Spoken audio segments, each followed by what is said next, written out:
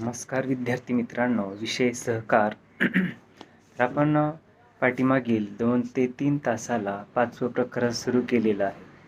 ते म्हणजे ग्रामीण सहकारी संस्था. त्याच्यामध्ये आपणाला ग्रामीण सहकारी संस्थांची असणारी गरज पाहिलेली आहे.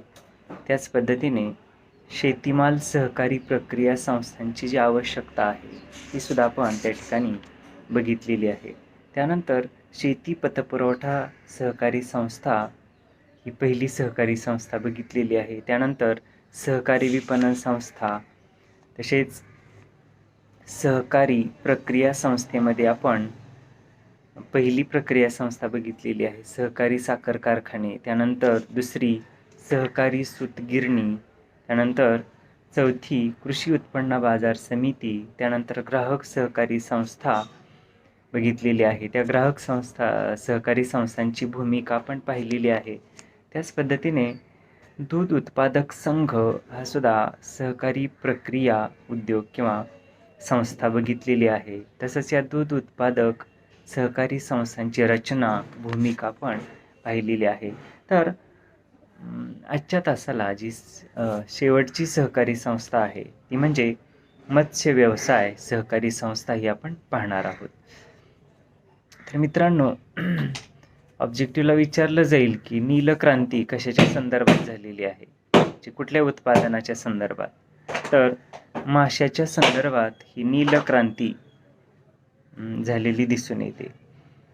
तर आपण पाहतो कृषी व्यवसायाला एक जोड म्हणून वेगवेगळ्या प्रकारचे व्यवसाय केले जातात. जसं कुक्कुटपालन असेल, मधुमक्षिका पालन असेल, इमो पालन असेल किंवा गाई पालन असेल, शेळी मेंढी पालन असेल. त्याच्या जोडीलाच मत्स्य व्यवसाय म्हणजेच मत्स्य शेती ही शेती हल्ली मोठ्या प्रमाणावर केली जाते. कारण आपण पाहतो माशाला दैनंदिन जीवनामध्ये महत्त्वाचं स्थान आहे. त्याच पद्धतीनं माशावरती प्रक्रियासुद्धा केल्या जातात. म्हणजे टिकाऊ स्वरूपाचा मासा आपल्याला तयार करता येतो, तो विदेशामध्येही पाठवता येतो. म्हणजे अशा प्रकारे ह्या व्यवसायाला असणारं जे महत्त्व आहे, तसंच आहारदृष्ट्या जर महत्त्व आपण विचारात घेतलं तर निश्चितच हा व्यवसाय अत्यंत महत्त्वाचा आहे. शेतीला एक जोड व्यवसाय म्हणून आपण या व्यवसायाची जर निवड केली तर जास्तीत जास्त आपल्याला अर्थोत्पादन मिळण्यासाठीही मदत होते. तर या मत्स्य व्यवसाय सहकारी संस्था ज्या आहेत तर या 3 स्तरावरती कार्यरत आहेत.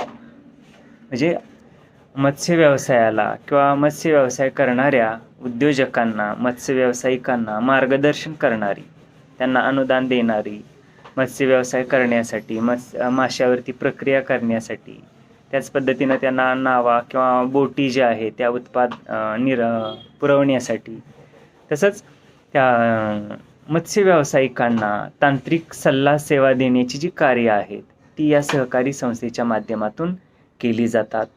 तर निश्चितच ही जी संस्था आहे ती 3 पातळीवरती कार्यरत आहे. म्हणजे त्रिस्तरीय रचना आपल्याला या सहकारी संस्थेची दिसून येते. पहिली आहे प्राथमिक मच्छीमार सहकारी संस्था, जे निश्चितच 100 ते 150 सभासद असलेली ही प्राथमिक मच्छीमार सहकारी संस्था आहे. हिचे जे कार्यक्षेत्र आहे ते प्राथमिक स्तरावरती आहे. या संस्थाच्या जिल्हा स्तरावर संघटनासुद्धा आपल्याला दिसून येतात. त्याला जिल्हा मच्छीमार संघटना किंवा सहकारी संस्था असे आपल्याला म्हणता येईल. म्हणजेच एकूण प्राथमिक मच्छीमार सहकारी संस्था, जिल्हा मच्छीमार सहकारी संस्था आणि शिखर संस्था किंवा राज्य मच्छीमार सहकारी संस्था अशा 3 स्तरावरती ही सहकारी संस्था कार्यरत आहे. म्हणजे सर्व जिल्ह्यातील जिल्हा संघ मिळून राज्य सहकारी किंवा मत्स्य सहकारी महासंघाची स्थापना झालेली दिसून येते. भारतात 13 राज्यामध्ये मच्छीमार सहकारी संघही स्थापन झालेले दिसून येतात. या संस्था शिखर संस्था म्हणून कार्यरत आहेत. म्हणजे कुठल्या तर राज्य मच्छीमार सहकारी संस्थांनाच शिखर संस्था असंही म्हटलेलं आहे. भारतातील राष्ट्रीय मच्छीमार सहकारी महासंघ राष्ट्रीय पातळीवर काम करताना दिसून येते.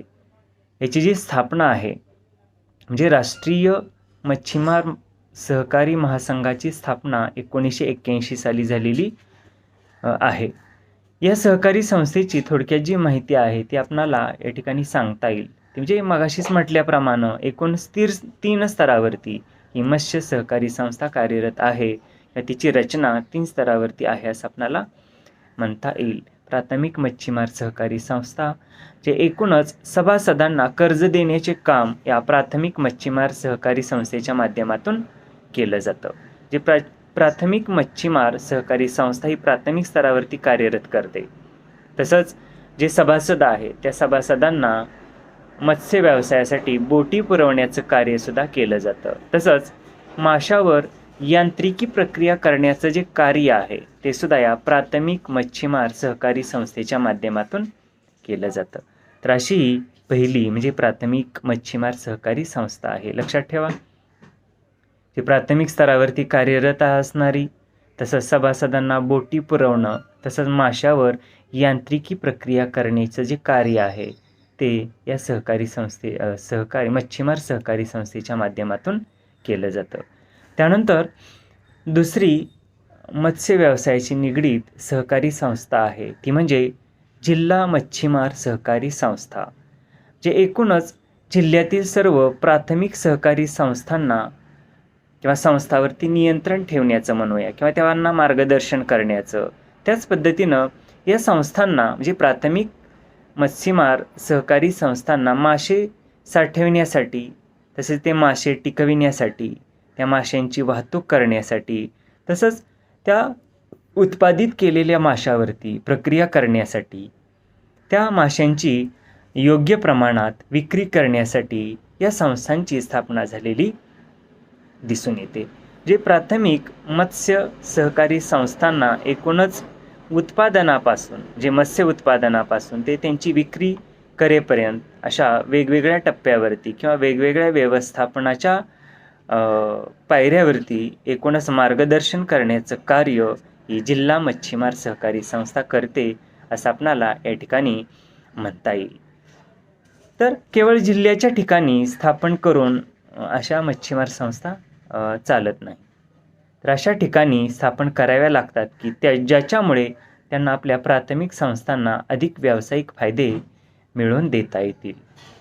हेच केवळ जिल्हा एवढं कार्यक्षेत्र विचारात या ठिकाणी घेतलं जात नाही, तर प्राथमिक मच्छीमार सहकारी संस्था या विचारात घेतल्या जातात, त्यांची ध्येय धोरणं विचारात घेतली जातात आणि त्यांना मदत करण्याच्या दृष्टिकोनातूनच या जिल्हा मच्छीमार सहकारी संस्था स्थापन केलेल्या दिसून येतात. लक्षात ठेवा, जे जिल्हा स्तरावरती कार्यरत असणारी ही मच्छीमार सहकारी संस्था आहे आणि एकूणच प्राथमिक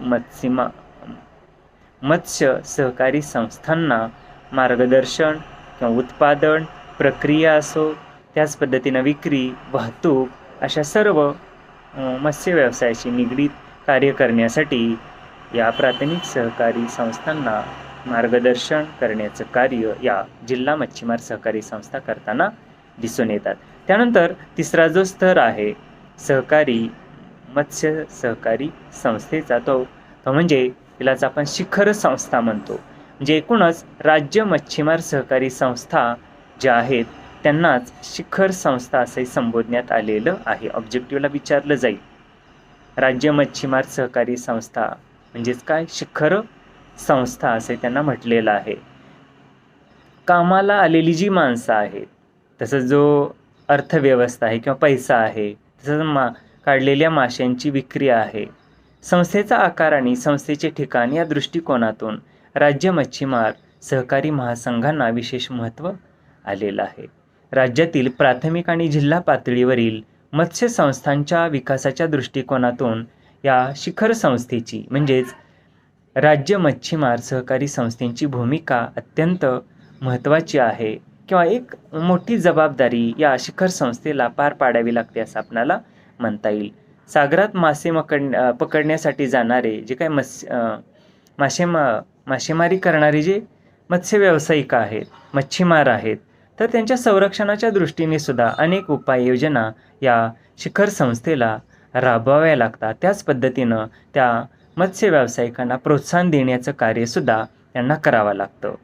या महासंघाने म्हणजे या शिखर संस्थेने प्राथमिक जिल्हास्तरीय संस्थांना केवळ आर्थिक मदत देऊन त्यांचे कार्य संपले असे म्हणता येणार नाही. जे एकूणच प्राथमिक असो किंवा जिल्हा मच्छीमार सहकारी संस्था असो, त्यांना योग्य तांत्रिक तसंच योग्य व्यावसायिक मार्गदर्शन करण्याचं कार्यसुद्धा या शिखर संस्थेच्या माध्यमातून म्हणजेच राज्य मच्छीमार सहकारी संस्थेच्या माध्यमातून केलं जातं. एकूणच आधुनिक पद्धतीने ही कार्य कशी पार पाडता येतील हे या मच्छीमारांना दाखवून देणं, त्यांच्यासाठी लागणारं साहित्य पुरवण्याची जबाबदारीसुद्धा या महासंघाची किंवा शिखर संस्थेची आहे असे आपणाला या ठिकाणी म्हणता येईल. तसंच मासे टिकवणं, एकूणच माशावरती प्रक्रिया करणं, त्या माशांची विक्री करणं, त्याच पद्धतीनं त्या माशापासून जे काय उपपदार्थ आहेत ते तयार करून त्यांची विक्री म्हणूया, त्यांचं पॅकिंग म्हणूया, म्हणजे अशा वेगवेगळ्या कार्याच्या संदर्भात या शिखर संस्थेला कार्य करावं लागतं. ज्याच्या मत्स्य किंवा सहकारी मत्स्य व्यवसायाशी निगडीत एक महत्त्वाची संस्था म्हणून या शिखर संस्थेला राज्य मच्छीमार सहकारी संस्थेंना कार्य करावं लागतं. प्राथमिक जिल्हा पातळीवरील मत्स्य सहकारी संस्थांना मार्गदर्शन, त्यांच्यामध्ये समुपदेशन असेल किंवा त्यांना या व्यवसायाशी निगडीत असणारं पैसा असू द्या किंवा योग्य तांत्रिक व्यावसायिक मार्गदर्शन किंवा त्यांच्या जीविताला धोका पोचू नये म्हणून करावयाच्या उपाययोजना, म्हणजे अशी विविध अंगी कामं या शिखर संस्थेला पार पाडावी लागतात. मच्छीमार हा इतर व्यवसायापेक्षा वेगळा आहे. एकूणच या व्यवसायाच्या विविध कार्यासाठी व विविध कामं करण्यासाठी प्रशिक्षित व्यक्तींची जरुरी असते आणि म्हणूनच अशा व्यक्तींना प्रशिक्षण देण्याची जी काही संस्था आहेत तर ती सुद्धा या शिखर संस्थेला पार पाडावी लागतात किंवा ही कामंसुद्धा त्यांना निश्चितच करावी लागतात असं म्हणता येईल. जे एकूणच प्रशिक्षण देण्याच्या ज्या काही संस्था आहेत त्या भारतामध्ये आपल्याला कमी प्रमाणात दिसून येतात. तर अशी ही शेवटची सहकारी संस्था आहे किंवा ग्रामीण सहकारी संस्था आहे ती म्हणजे मत्स्य व्यवसाय सहकारी संस्था. लक्षात ठेवा, म्हणजे 3 स्तरावरती कार्यरत असणारी ही संस्था आहे. प्राथमिक मच्छीमार सहकारी संस्था, त्यानंतर जिल्हा मच्छीमार सहकारी संस्था आणि तिसरा स्तर आहे शिखर संस्था म्हणजेच राज्य मच्छीमार सहकारी संस्था. तर अशा प्रकारे हे ग्रामीण सहकारी संस्था हे प्रकरण या ठिकाणी संपलेलं आहे. जे वेगवेगळ्या प्रकारच्या कृषी व्यवसायाशी निगडीत असणाऱ्या सहकारी संस्था आपण या ठिकाणी पाहिलेल्या आहेत. म्हणजे वित्त पुरवठा करणाऱ्या असू द्यात किंवा वेगवेगळ्या प्रकारचे उत्पादन घेऊन त्यावरती प्रक्रिया करणाऱ्या संस्था असू द्यात. त्या कशा स्वरूपात तर सहकारी स्वरूपात कशा कार्यरत आहेत, त्यांची कार्य, भूमिका, त्यांची रचना, त्यांचा स्तर, त्यांची आवश्यकता, गरज अशा सर्व बाबी आपण या प्रकरणामध्ये पाहिलेल्या आहेत. तर त्यानंतर पुढचं जे प्रकरण आहे मित्रांनो 6वं, ते म्हणजे पतपुरवठा व शेतकरी. जे निश्चितच जे पतपुरवठा, पत म्हणजे काय तर पैसा. जे शेती व्यवसाय करायचा म्हटल्यानंतर निश्चितच पैशाची किंवा आर्थिक गरज अत्यंत महत्त्वाची आहे. आपण म्हणतो कशाचंही सोंग करता येईल परंतु पैशाचं सोंग करता येणार नाही. हल्ली जर आपण कृषी व्यवसायाकडे पाहिलं तर खर्च वाढत आहे, मात्र उत्पादनं कमी होत आहे किंवा वेगवेगळ्या ज्या काही आपत्ती येतात त्यामुळे सुद्धा शेतीमालाचं नुकसान होताना दिसून येतं. म्हणजे त्यावरती जो खर्च आपण केलेला आहे, त्यावरती जी आपण इन्व्हेस्टमेंट केलेली आहे ते निश्चितच वाया जाण्याची शक्यता असते. म्हणजे एकूणच या शेतकऱ्याला कृषी व्यवसाय करण्यासाठी किंवा कृषी व्यवसायाशी निगडीत इतर उद्योग व्यवसाय स्थापन करण्यासाठी पैशाची आवश्यकता असते. तरी पैशाची आवश्यकता पूर्ण करण्याचं कार्य निश्चितच वेगवेगळ्या वित्त पुरवठा करणाऱ्या संस्थांच्या माध्यमातून होत असतं. या वित्त पुरवठा करणाऱ्या संस्था बऱ्याच वेळा आपल्याला खाजगी तसंच सहकारी त्याच पद्धतीनं शासकीय स्वरूपाच्या दिसून येतात. म्हणजे वेगवेगळ्या पतसंस्था असू द्यात किंवा वेगवेगळ्या बँका असू द्यात यांच्यामार्फत या कर्जाचा किंवा पतपुरवठा निश्चितच केला जातो. तर आपण जर या शेतीकडं पाहिलं तर सुधारित तंत्र किंवा सुधारित पद्धतीनं जर शेती करायची म्हटलं तर निश्चितच पैशाची आवश्यकता असते किंवा नवीन तंत्रज्ञान जर अवलंबायचं म्हटलं तर निश्चितच त्या ठिकाणी पतपुरवठा आपल्याला निश्चितच आवश्यक असतो. जे विकासाची प्रक्रिया अधिक गतिमान करण्यासाठी अशा सुविधा आपल्याला वापराव्या लागतात आणि या सुविधा वापरणं हे निश्चितच पैशावरती अवलंबून आहे किंवा त्याच्यासाठी आर्थिक बळ किंवा आर्थिक पाठबळाची निश्चितच आवश्यकता असते असं आपणाला म्हणता येईल. तर या सुविधामध्ये महत्त्वाचा जो घटक आहे तो म्हणजे पतपुरवठा.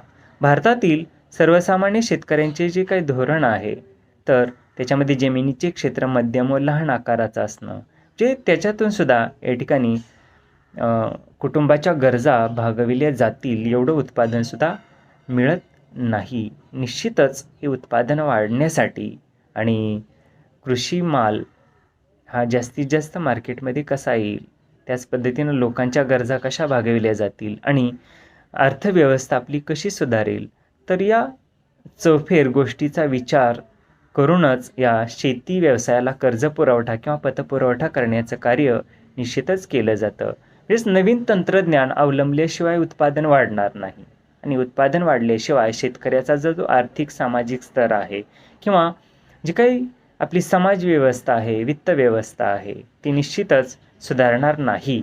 जे असे अनेक दृष्टिकोन विचारात घेऊन शेती व्यवसायासाठी पतपुरवठा निश्चितच केला जातो. जे शेतकऱ्याजवळ आपण जर पाहिलं तर स्वतःचा असा पैसा नसतो, मात्र त्याला शेतीमध्ये वेगवेगळ्या प्रकारच्या सुधारणा कराव्या लागतात आणि निश्चितच याला कौटुंबिक गरजासुद्धा भागवाव्या लागतात.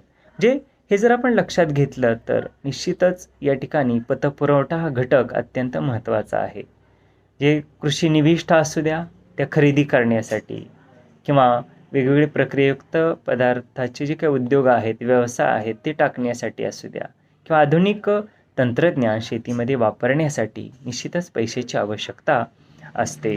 म्हणून या पैशाचा पुरवठा शेतकऱ्याला किंवा शेती व्यवसायाला करणं अत्यंत महत्त्वाचं आहे. जर हा पतपुरवठा केला नाही तर निश्चितच शेती व्यवसायाचा विकास खुंटलेला दिसून येईल. म्हणून या पतपुरवठ्याला अत्यंत महत्त्वाचं स्थान आहे. तर कृषी पतपुरवठा तसं हा वेळेवर सुद्धा होण्याची आवश्यकता आहे. अल्प मुदतीचा असो किंवा मध्यम मुदतीचं किंवा दीर्घ मुदतीचा कर्ज पुरवठा असो, तो त्या वेळी होणं आणि योग्य प्रमाणात होणं गरजेचं आहे. तर शेतकऱ्याला तो पैसा उपलब्ध होऊन त्याचा जो उपयोग आहे तो त्या टप्प्यावरती योग्य पद्धतीने होऊन निश्चितच शेतकऱ्याला शेती व्यवसाय करण्यासाठी प्रोत्साहन मिळून जाईल. ज्याशा भाग भांडवलाची जी काही गुंतवणूक आहे ती निश्चितच सुधारित शेती करण्यासाठी शेतकऱ्याला करावी लागते. म्हणून पतपुरवठा आणि शेतकरी यांचं जे नातं आहे ते निश्चितच अतूट असं नातं आहे असे आपणाला या ठिकाणी म्हणता येईल. जे शेतकरी शेती करतो तर त्याच्या पाठीमागं पतपुरवठा हे धोरण अत्यंत महत्त्वाचं आहे. मुबलक पतपुरवठा झाला तर निश्चितच शेतकरी मोठ्या धाडसानं शेती व्यवसाय करण्यासाठी तयार असतो असे आपणाला म्हणता येईल. जे पारंपरिक जी शेती पद्धती आहे त्याच्यामध्ये बियाणे किंवा शेणखत अशा मर्यादित निविष्ठांचा वापर होत होता, परंतु आधुनिक शेती पद्धतीमध्ये या निविष्ठामध्ये वाढ झालेली दिसून येते. आधुनिक तंत्रज्ञान आहे किंवा आधुनिक अवजार आपल्याला वापरावी लागतात. आधुनिक पिकाचे वाण, बी किंवा रोपं आपल्याला खरेदी करावी लागते. तसंच आधुनिक सिंचन सुविधा असू द्या किंवा आधुनिक पद्धतीची जी खतं असतील, वेगवेगळे अवजार आपल्याला वापरावी लागतात आणि हे सगळं जे आधुनिकीकरण आहे त्याचा वापर जर आपल्याला करायचा असेल, शेतकऱ्याला करायचा असेल तर निश्चितच त्याच्यासाठी पतपुरवठा आवश्यक असतो. आपण पाहतो पिकावरती वेगवेगळ्या किडींची आणि रोगांची धाड पडलेली सुद्धा दिसून येते.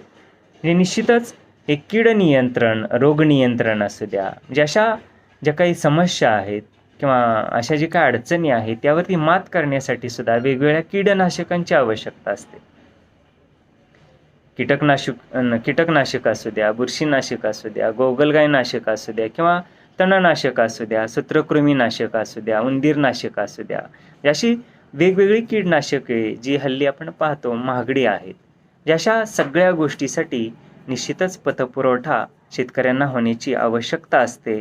म्हणून पतपुरवठा व शेतकरी यांचा विचार आपण या ठिकाणी अत्यंत किंवा महत्त्वाचा आहे असं या ठिकाणी आपल्याला सांगता येईल. तसंच शेती उत्पादनावरती वेगवेगळ्या प्रक्रिया कराव्या लागतात, त्याच्यासाठी पैसा लागतो.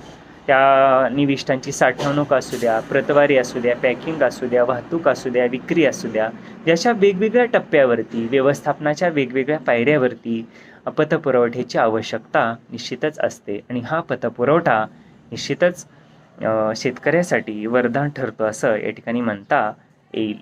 तर निश्चितच या पतपुरवठ्याची गरज आहे जी आहे ती आपणाला पुढील प्रमाणे पाहता येईल. हा पतपुरवठा कशासाठी आवश्यक असतो, तर पीक उत्पादनासाठी पतपुरवठा असा पहिला घटक या ठिकाणी दिलेला आहे.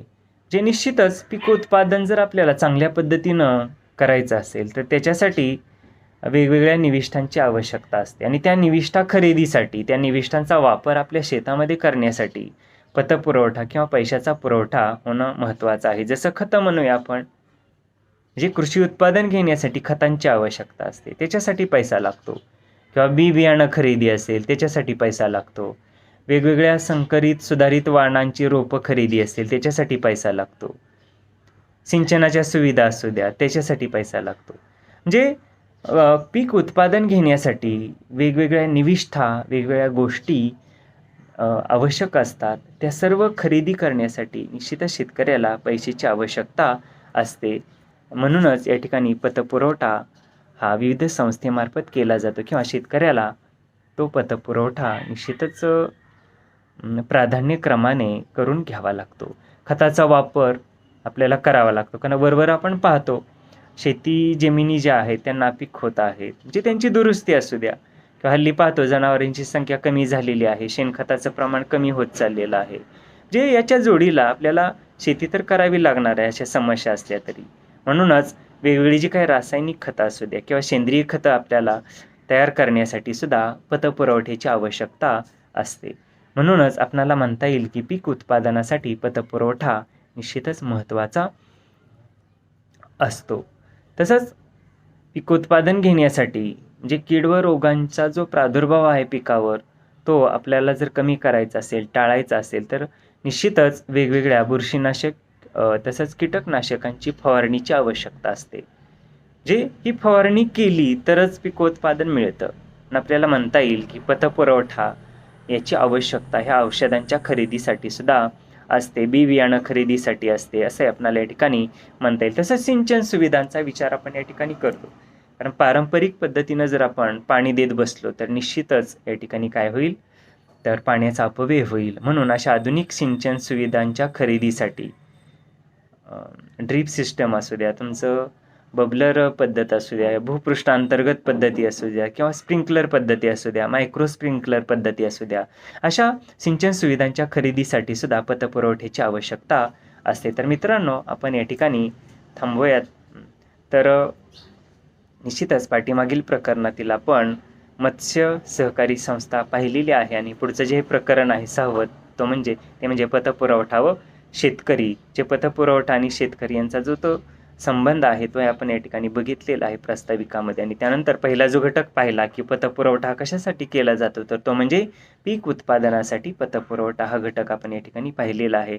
तर राहिलेले जे काही घटक आहेत, जे कुठल्या गोष्टीसाठी पतपुरवठा आवश्यक असतो कृषी व्यवसायाशी निगडीत, तर ते घटक आपण पुढील तासाला पाहूया. धन्यवाद.